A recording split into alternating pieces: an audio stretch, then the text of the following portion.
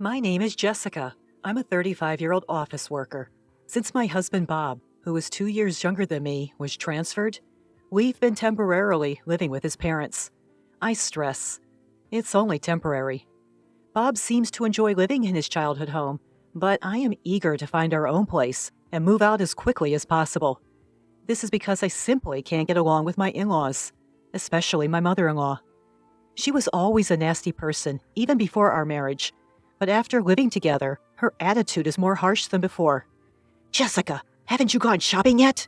You missed the supermarket's early bird sale. You can't even shop efficiently. Tisk tisk." I work from home with my company's permission, but I'm still working during weekdays. There's no way I could make time for my shopping at the supermarket's early bird sale time. Mother-in-law, as I've said many times, I work during the day, so I can't go shopping until after 5 p.m. Every time I say this, my mother-in-law criticizes me. Here she goes, so arrogant. Can't even have a child. Bob and I don't have children. We haven't specifically checked at the hospital, so we don't know who is to blame. I wanted a child, but considering Bob's income, we couldn't afford the expensive fertility treatments. Even before moving in together, I was distressed by my mother-in-law's nasty remarks, but it was better when we were living separately. Living under the same roof day and night, I am exposed to her nasty remarks 24/7. My father-in-law doesn't directly make snide remarks, but he irritates me in a different way. He seems to believe that women over 30 years old are old lady, and treats me, a 35-year-old woman, as such. "Hey, old lady, get me the ashtray. Why are you wearing a skirt? No one wants to see your legs." I want to tell him, if I'm an old lady, what does that make you, who's turning 60? I'm not a pushover either, so I retort each time they make rude remarks about me. But that only leads to further deterioration of our relationship as they consider it bossy. There is always a tense atmosphere in the house, and I was already feeling the limit of living together. However, after the transfer, Bob started working more on weekends and going on more business trips, so we couldn't discuss moving out. "Jessica, I have another business trip this weekend." "Again? You just went on a business trip. This new branch seems to have a lot of business trips." Before his transfer, although he had to work overtime, there were hardly any weekend work or business trips. Can't be helped, right? The work changes with the workplace. Sure, things change when jobs change, but isn't this a bit much? Thanks to this, we are not even able to find a place to move, even though we were supposed to live with my in-laws temporarily. What if we had to live with my in-laws for a long time? I was afraid of that. But then, one day, something happened. As I was removing laundry from Bob's bag after his business trip, I found a piece of paper in his bag's pocket. It turned out to be a printout of an online booking from a travel website. I figured it was just the flight and hotel booking for his business trip, but when I read it more closely, I couldn't believe my eyes. There was a hotel reservation that included tickets to Disneyland for 2 people, and the date was yesterday. That is, the day Bob was on a business trip. Of course, Bob's company has nothing to do with Disneyland. Sure, they deal in seafood, but that's as close as they get to Disneyland. It doesn't matter. This means that Bob was pretending to go on a business trip, when in fact, he was visiting Disneyland for 2 days. And the fact that the hotel reservation was for 2 people? There's no doubt he was with a woman. As I was reeling from the shock, I heard Bob humming in the shower. "It's a small world after all," the well-known theme song of a famous ride. He must have been reminiscing about Disneyland and humming unconsciously. But it seems that attractions are not important in a fun and enjoyable affair trip. I was so angry that I was ready to charge into the bathroom and confront Bob. But just then, Bob's phone rang. I was too enraged to think clearly, so I answered the call without thinking. "Hello? Hello?" For a moment, I heard a young woman's voice, and then the call was abruptly cut off. Could it be? I was convinced. The call just now was no doubt from the woman Bob went to Disneyland with. In other words, Bob's mistress. When she heard my voice answering Bob's phone, she must have panicked and hung up. I checked the call history on his smartphone. Bob isn't really security conscious, so he doesn't bother to set a decent password. I figured his passcode would probably be his 4-digit birth date. And bingo! The phone was unlocked in no time. but looking through his smartphone made my head spin. Evidence of his infidelity was pouring out of it, unmistakable and overwhelming. The image files were full of selfies of him and a young woman. The dates the photos were taken were all days when Bob had been on business trips or working on his days off. I was amazed at his recklessness, even leaving pictures of their intimate moments. Looking at the call history again, I saw the name Melissa Smith, so I searched for the same name in his WhatsApp friends list and opened the chat screen. "Bob, I love you. I want to be your wife soon." This woman, Melissa, seems to be hoping to marry Bob. A homewrecker, perhaps? As I was mulling this over, Bob came out of the bathroom. Ah, that's refreshing. Facing Bob, who came out nonchalantly, drying his hair with a towel, I confronted him right away. "Refreshed, huh? Seems like you're feeling pretty refreshed in a lot of ways." "Huh? Who is Melissa Smith?" At the mention of his mistress's name, Bob flinched. "So it's true. You've been lying about going on business trips, and instead, you've been going on trips alone with this woman, Melissa Smith? Were all your business trips and working days off just lies? Unforgivable. Why do you... How on earth?" I pointed my smartphone at the upset Bob. "All the evidence is right here in this smartphone. Hey, did you go snooping through my phone? That's a violation of my privacy." It's laughable that a man who's morally bankrupt enough to cheat can complain about privacy invasion. If you don't want it looked at, set a better password. Before we got married, I made a promise with Bob that he'd absolutely not cheat. I had declared to Bob that if he cheated, I'd leave him right away. Of course, my feelings haven't changed. I can't continue a marital life with a man who's playing around with another woman. Let's get a divorce. When I simply said that, Bob surprisingly agreed without objection. Yeah, I guess so. It was unexpected. I thought he would resist more. Was he ready for divorce once he was caught cheating? "I'll get the divorce papers tomorrow. You tell your mom and dad." Got it. Bob's agreement was astonishingly nonchalant. However, once a declaration has been issued, it cannot be withdrawn, and it has no intention of doing so. Is this goodbye to married life? I felt a tinge of loneliness.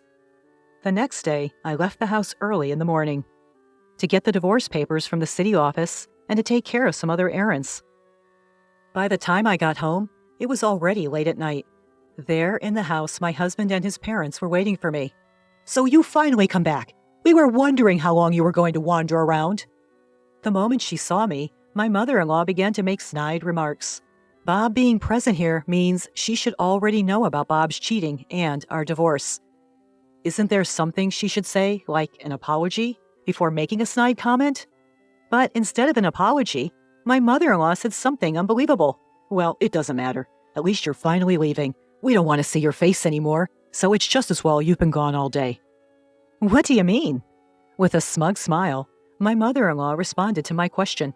"Exactly as I said. I'm sick and tired of seeing your face. Finally, Bob has returned home, and you were just in the way. You're always back-talking, without any hint of charm, even when I tried to make you uncomfortable enough to leave. It took so long for you to get the hint. I finally had to resort to my ace in the hole." Ace in the hole? My mother-in-law gave a satisfied smile. "You already know the name of Bob's girlfriend, right?" "Yes, something like Smith." Why was she checking if I knew the name of Bob's mistress? You see, I have a friend from my book club, Mrs. Smith. Her daughter is such a well-mannered, charming young lady. She's 10 years younger than you, only 25. At that age, she can have kids easily." Then my mother-in-law dropped a bomb. "So I introduced Mrs. Smith's daughter to Bob." "Excuse me?" I was shocked. I never expected my mother-in-law to say something like this to me. "Are you saying, mother-in-law, you arranged Bob's affair?" "Oh, arranged sounds so scandalous. I simply introduced them." I was completely taken aback by my mother-in-law, proudly talking about her own wrongdoings. I can't believe that a mother would induce her own son to cheat on her. And she is so proud to tell her son's wife about it. What a horrible mother. "Well, I had no other choice. Bob is our only child. We need an heir. I would have even accepted you as my daughter-in-law if you'd had children. But all you did was work, never having any children." Next to my mother-in-law, my father-in-law also nodded in agreement. So he was aware of his wife's actions. Do you understand? A 35-year-old woman who can't even have kids is no longer needed. If you understand, then hurry up and leave." With a triumphant look, my mother-in-law pointed at me. After a moment of silence, I said, "I see. I understand your views very clearly. I'll leave as you wish. I'll take all my belongings with me." "Oh, please do. I doubt you have much to take with you anyway. Do you need help moving?" My mother-in-law laughed and said, even though she didn't know anything, but I was the one who would have the last laugh, "No, it's fine. Don't worry about me. Everything's already arranged." Huh? Since I wasn't crying or freaking out, my mother-in-law looked surprised. "Besides, mother-in-law, I already know that you were helping Bob cheat on me." "What?" I smirked at my mother-in-law. "What do you think I've been doing all day? If I just went to the city hall to get divorce papers, it wouldn't have taken this long. I spent all day arranging for a move and meeting with Melissa Smith." "Oh my God. You met with Melissa?" Bob asked me in a panic. "So what? Did you think I would let you cheat behind my back and not say a word to the other woman? I made sure to note down her phone number when I checked your phone yesterday," I said calmly. Poor Melissa, though, she was really surprised when I called her and said, "I'm Bob's wife. I'd like to meet with you. Apparently, you've been lying to her, saying that you're single." I told her the whole truth. Bob, my mother-in-law, and my father-in-law were all shocked. They never would have thought I'd pull something like this off in just one day. "Melissa found out that she was the other woman in your affair, and she was really upset. Of course, Mrs. Smith was furious too, at Bob and at you, mother-in-law. She was talking about suing you both for marriage fraud. I couldn't help but sympathize with her, so I promised I'd help as much as I could." What? Bob was visibly shaken. Of course, my mother-in-law was in the same state. Given the many ways in which Melissa deserves sympathy, I've decided not to claim any compensation from her. Instead, I'll increase the amount I claim from you, Bob, and you, mother-in-law, and father-in-law. "Compensation? Why the hell do we have to pay damages?" My father-in-law blurted out in panic. "It's one thing if it's just Bob, but we have nothing to do with this." He seemed to have expected his son to pay some compensation for his affair, but they never dreamt that they themselves would pay. "Are you going to take the best part without getting hurt? There's no such thing." "Of course you do. The emotional distress caused by your harassment is more than enough reason, don't you think?" As I said this with a smile, my father-in-law fell silent. "And have you forgotten what I do for a living? I work at a law firm. Why don't I consult with my boss, the attorney, and see just how much we can squeeze out of you in compensation?" I had already informed my attorney at the firm about the situation. What? Then the sound of a car pulling up in the driveway was heard. "Oh, they're here." "Hey there, this is a moving service." I headed to the door with a warm smile on my face. "Thanks for having you come at late time. Sorry for the sudden request." "No problem. We had a spot open for the night shift." "It actually worked out for me as well. I managed to get some other things done, so please get started right away. Oh, and be careful. There are some fragile items." As I invited them in, several movers began to shuffle into the house and start gathering the belongings. "Wait! Hold on!" Following my instructions, they began to pack up my things with a swift and efficient rhythm. Not just my clothes, books, and computer, but even the appliances in the living room and kitchen. "Hey, you guys, don't take that. That's ours." No. I brought everything here when we moved in. They're all mine. When Bob and I first moved here because of his job transfer, all the appliances in the in-laws' house were old ones that they'd been using for ages. I couldn't bear it and had our appliances shipped over from our previous apartment. Now it seemed that my mother-in-law had gotten used to the latest appliances and mistaken them for her own. A robotic vacuum and cordless cleaner. A high-end oven range capable of various cooking methods, an induction cooktop, a negative ion hairdryer, and an espresso machine. "You're taking everything? You greedy woman!" Mother-in-law lunged at me, but Bob stopped her. "Mom, it can't be helped." "But—" "It's all Jessica's." It seemed that Bob had accepted the situation.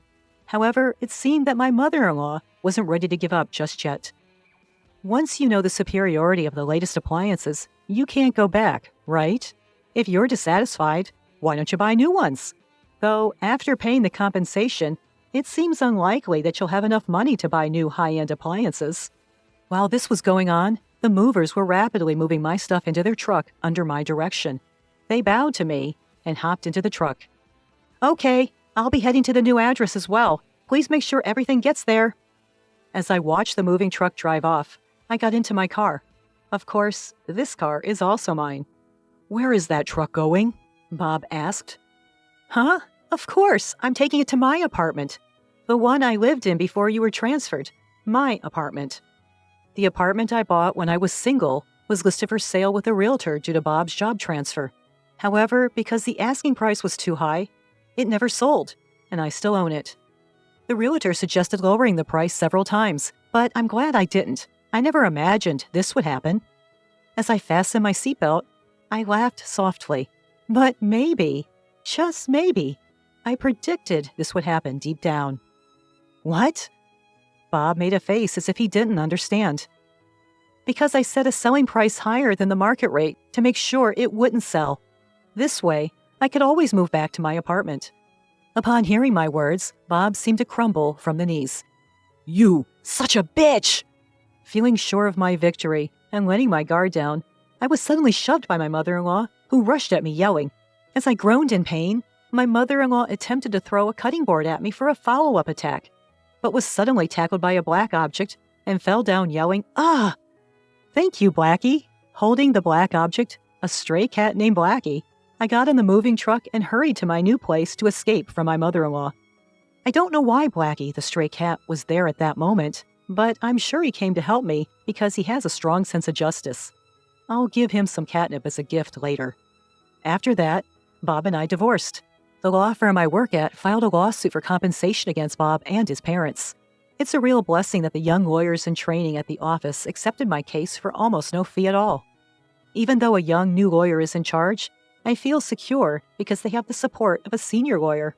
As for the lawsuit against Melissa Smith, the senior lawyer himself took on the case, not the trainees. He said he will file both criminal and civil lawsuits because of the high degree involved.